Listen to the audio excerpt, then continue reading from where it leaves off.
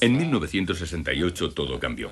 En esta época existía una glorificación de la psiquiatría y de la enfermedad mental, pero de ningún modo se producía en toda la psiquiatría, sino que definía la reforma psiquiátrica que ya se había magnificado.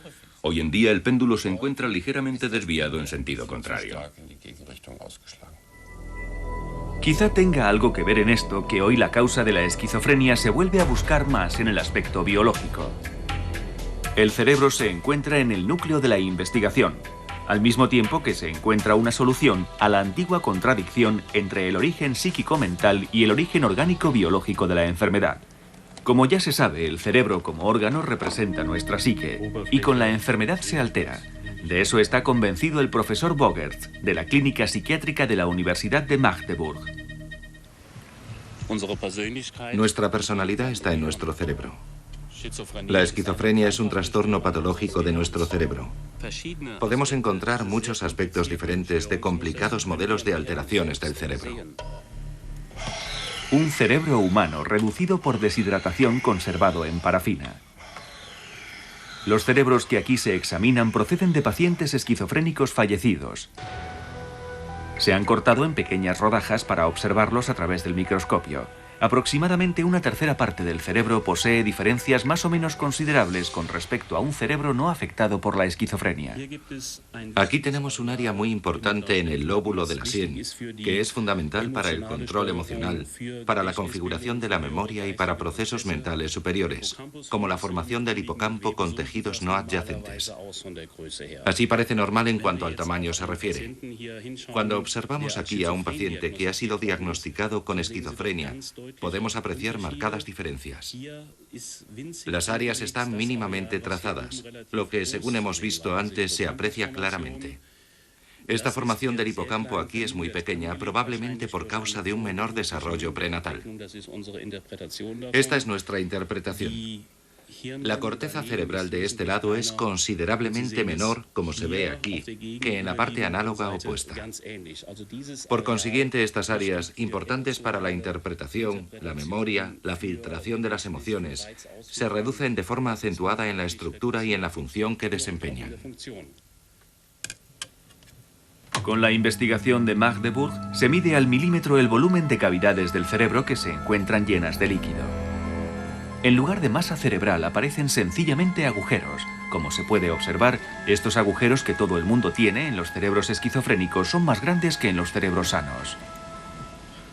Estas alteraciones del cerebro que hemos visto aquí, es decir, la dilatación de las cámaras internas del cerebro, que a menudo se apoyan y producen una reducción de sustancias de esta naturaleza en las áreas medias de los lóbulos de la sien, muestran pruebas inequívocas de que pertenecen a los cerebros con trastornos de esquizofrenia y desde hace muchos años producen una incertidumbre considerable. No obstante, en muchos pacientes estas alteraciones son mínimas. Y entonces, ¿por qué se desencadena la enfermedad en realidad? Tiene que haber algunos factores más. Por el momento se cree que lo más importante es la transmisión hereditaria, es decir, los genes.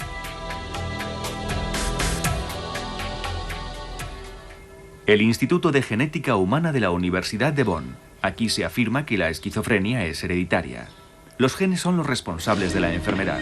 El profesor Propping está a la caza del gen de la esquizofrenia. Está convencido de que en algún lugar de nuestro ADN se encuentra dicho gen. Hay que buscarlo. La esquizofrenia tiene componentes genéticos, por lo que los genes juegan un papel determinante en la estructura y el funcionamiento del cerebro. Con los métodos genéticos nos acercamos a la causa que origina la esquizofrenia.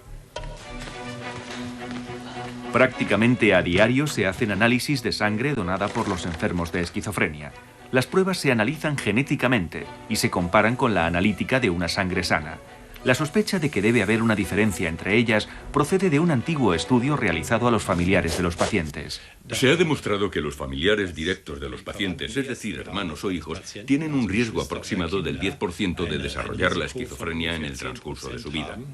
Este porcentaje es más considerable que la tasa de enfermedad en cuanto a la densidad de población media, que se encuentra en un 1% aproximadamente. Esta conexión estadística demuestra que con plena seguridad la genética tiene algo que ver y que la transmisión hereditaria juega un papel importante. Tiene que haber un gen que produce la esquizofrenia. No obstante, una vez que esto se ha detectado, es posible la utilización de medicamentos acertados. El profesor Proping es optimista en cuanto a que en poco tiempo se descubrirá su ubicación exacta dentro de la cadena de ADN.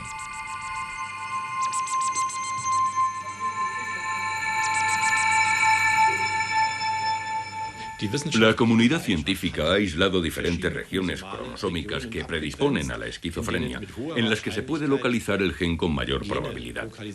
También existen hipótesis muy concretas que se verificarán y se validarán en un momento determinado. Yo estoy completamente seguro de que estas conexiones se comprobarán en el transcurso de los próximos 3 o 4 años, como muy tarde. Por lo que se puede decir que existe un gen que predispone, o que existe un gen que predispone para la identificación de la esquizofrenia. Y entonces, si desde hace tiempo se sabe que algunas personas que no tienen este gen tienen la enfermedad, tenemos que considerar la importancia de otros influjos, factores mentales, psíquicos y sociales, nuestra experiencia estrictamente personal. Por ello deducimos que nuestro cerebro también se altera, como dice el profesor Falcay de la Clínica Psiquiátrica de la Universidad de Saarland desde Homburg. Por el contrario, en contradicción a lo que antes se pensaba, en nuestro cerebro durante el transcurso de la vida hay posibilidad de que se produzcan alteraciones. El cerebro humano se desarrolla desde el momento de la fecundación hasta la muerte. A lo largo de este desarrollo se pueden producir lesiones constantes que con el tiempo derivan en la enfermedad de la esquizofrenia. Antes del nacimiento, en el seno de la madre y durante el primer año de vida, el cerebro está especialmente sensible. Con la tomografía Kerspin se realizan estudios del cerebro en la vida cotidiana. Con esto se hace posible el reconocimiento de los pacientes antes de morir. Con este método han surgido 3 imágenes particulares pertenecientes al cerebro de una persona sana, de una persona con esquizofrenia y de su hermano, que no obstante no está enfermo.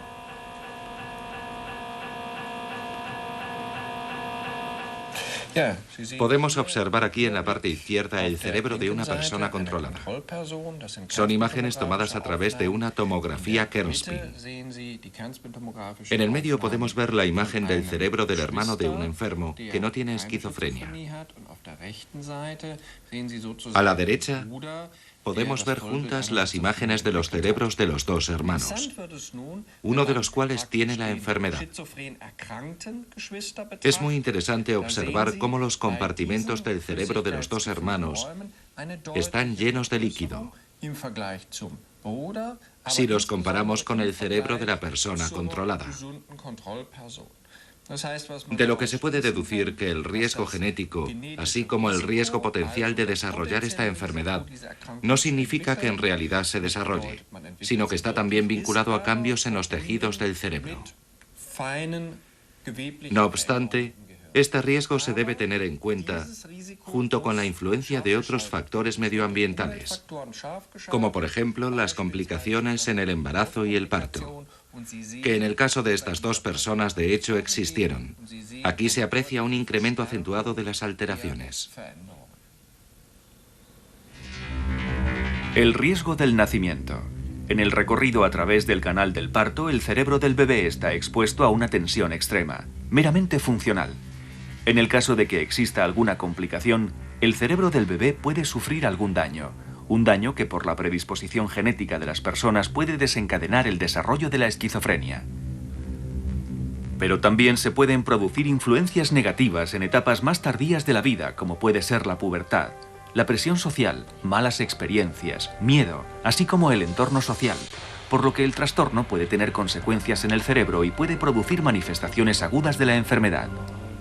Donde se fomenta mucha presión, donde cuenta la producción por encima de todas las cosas, donde hay pocas relaciones personales, donde exista la noción de que lo que a mí se me consiente se puede volver a prohibir en ese mismo instante, o donde da igual lo que se haga, todo está mal, donde se presiona psíquicamente para expresarnos de una forma sencilla.